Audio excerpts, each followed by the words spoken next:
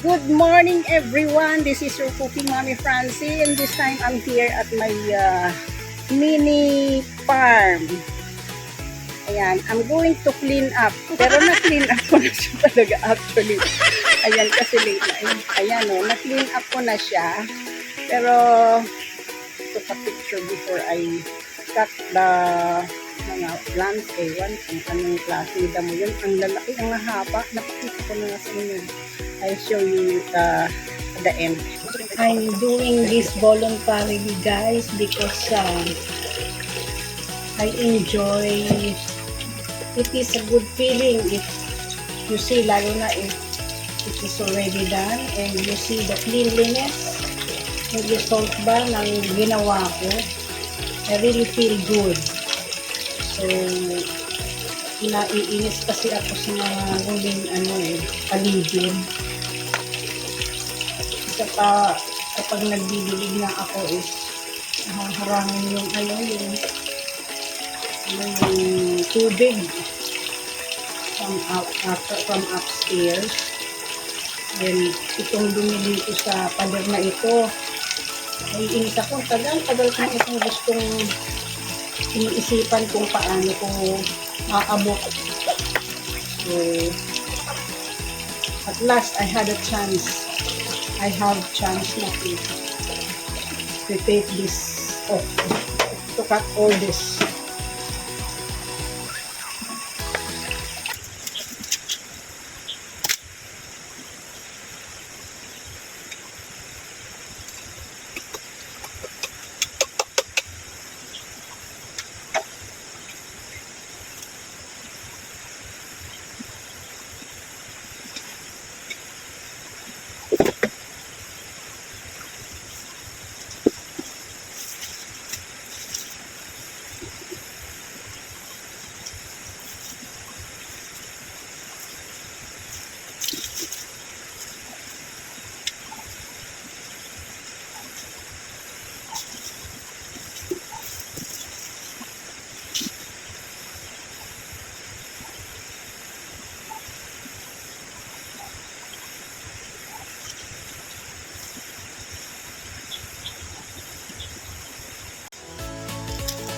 Ito yung mga tinatanunan ko ng So I'm going to throw this there. Stick lang naman.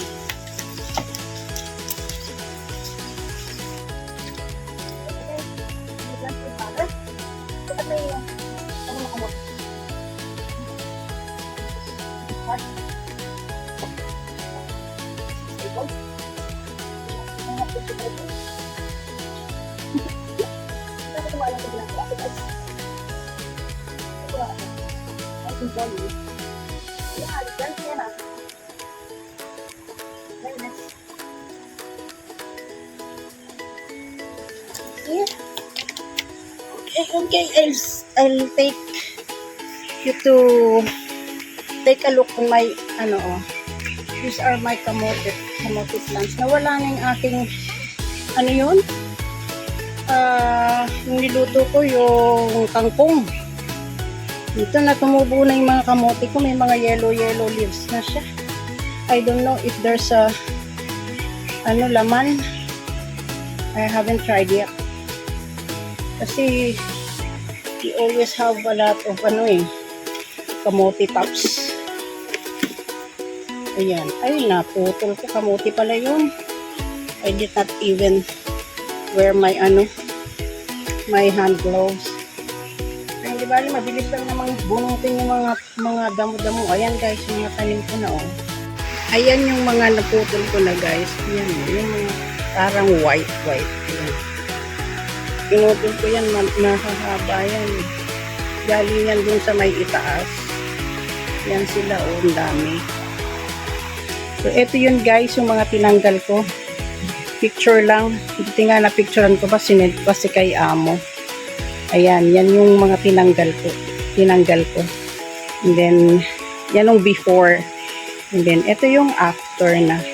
So, that one, I cleaned this up. Puro yan, puro damo yan before. Hindi ko napakita sa inyo kasi what I was planning is to upload in my short videos. Yan lang, medyo mahaba na. So, ayan. Nilinis ko yan guys. Puro yan puro yan damo. Ipapakita ko. Na-picturean ko naman before. Gagawin kasi sinabi ko kay amo na na puputulin ko yung mga yan. Kasi pag nag-water ako, din lang ko sa taas na yun. Yung sa may fences, may frames. Tapos pinabubuhos ko lang dito. Nangaharangan siya yung water. Nadidiligan pa yung those unknown plants. Ayan na yung kamote ko. Hindi ko alam, hindi ko pa tinatry tingin ng laman kung meron Tatamad pa ako. Ayan, lagi ko itong nililinis. Lagi ko siyang, kasi puro damo yan. Ang tangkad na ng mga damo dyan. Nakatakot, baka may ahas. Minsan nga may nakita akong ahas doon sa labas ng pintuan namin, hindi ko lang na-videoan kasi natakot na ako. Ayan, may tanim na ano daw to, yung patola. Oo, tama, patola daw yan. Pero namamatay na nilalanggam kasi. Ako rin may nagtanim din ako doon ng ng bitter gourd, yung palaya. Ayun there. Yeah, that's my ampalaya Pataas yan. Yan yung mga spring onions ko. Nag-ani na ako dyan Nagagamit ko na. Ayan, mga spring onions. Yan, tumutubo na sila ulit. Ayan, natuto ako dito mag-farming. Yan, nilinis ko yan guys. Ang linis na ng mga nila, ng surroundings nila. Diyos ko dati hindi yan maintindihan talaga. Okay. There you are. Yung kaniyang patola daw yan. I don't know if it will bear fruits. Magbubunga ba siya o Kasi nilanggam na Ayan na yung kamote. Okay.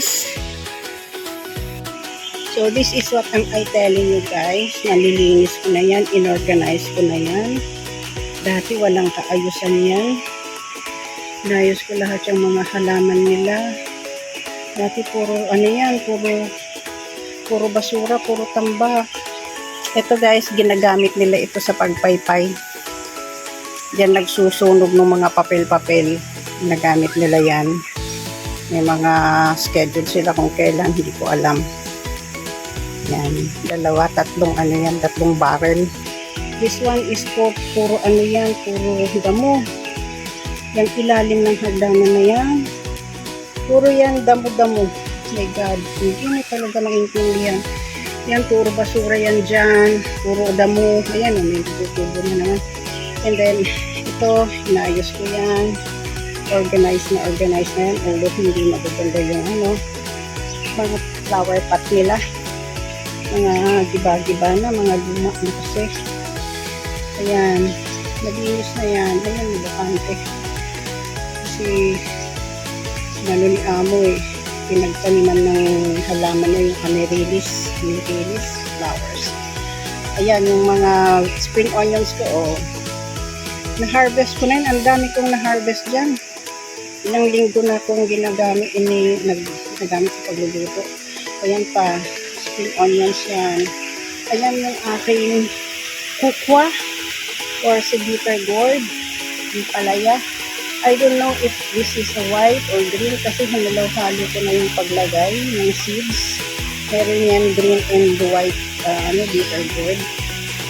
Let's see pag nagbunga. Sana andito pa ako pag nagbunga. Maganda siya o hindi siya inuulod or nilalanggang kaya maganda yung dahil.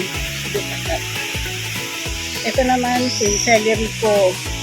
Nakapagpatubo na ako ang tangkad na ng celery ko. Kaya lang nung dumating si amo, sabi niya, na daw, magulang na, yung lawlaw na daw, kaya pinagbubunot na lahat. Natanim ulit ako.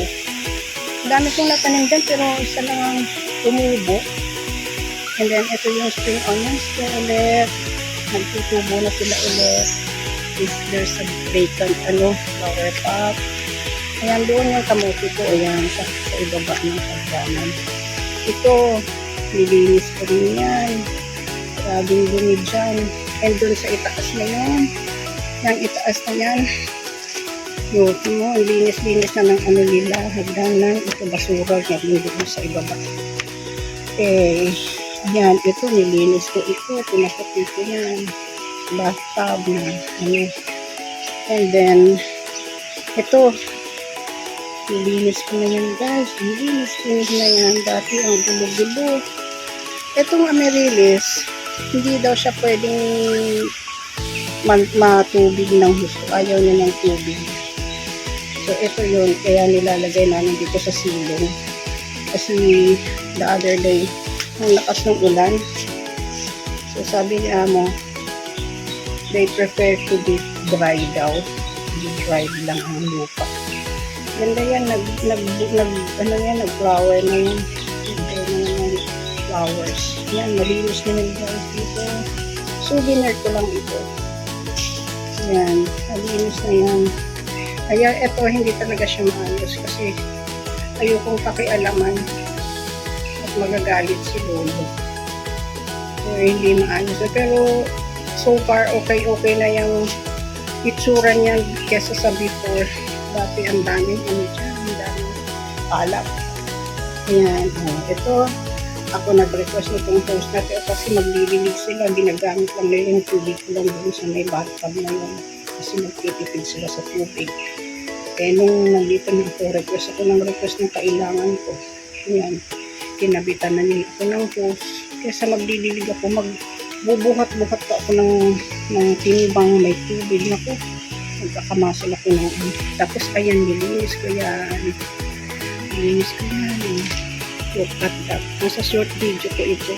Before and after. Ang dulo niyan. Tapos yung pader nila na yan, ang itim-itim yan. Itim yan, ang dumi-dumi. Mahaya ko na iwan.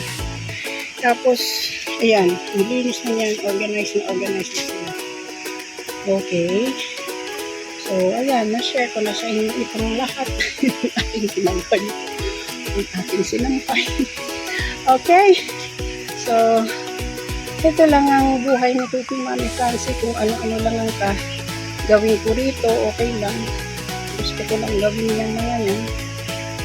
Ayan, kasi dap ito, ang dumi-dumi yan. Puro, lumot. Yan, pero tingnan lang. Linis na. Diba ang liwalas, tita. Okay.